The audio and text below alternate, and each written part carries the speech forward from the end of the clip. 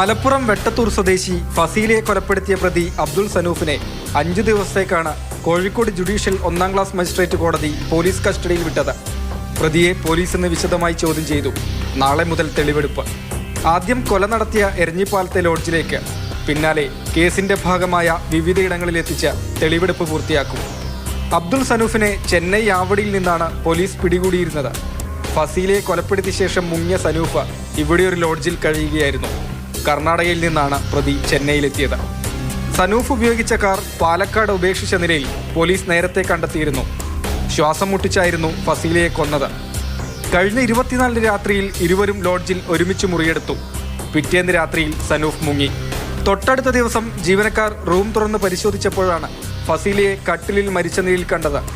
ഫസീല നേരത്തെ അബ്ദുൾ സനൂഫിനെതിരെ ഒറ്റപ്പാലം സ്റ്റേഷനിൽ പീഡന പരാതി നൽകിയിരുന്നു. ഈ കേസിൽ സനൂഫ് 2.5 മാസം റിമാൻഡിൽ കഴിഞ്ഞിട്ടുണ്ട്. പരാതി ഒത്തുതീർപ്പാക്കുന്നതിന് വേണ്ടിയെന്ന് പറഞ്ഞാണ് ഫസീലയെ ലോഡ്ജിലേക്ക് വിളിച്ചത്. ലോഡ്ജിൽ വച്ചുണ്ടായ വാക്കുതർക്കത്തിന് പിന്നാലെ കൊലപ്പെടുത്തുകയായിരുന്നു.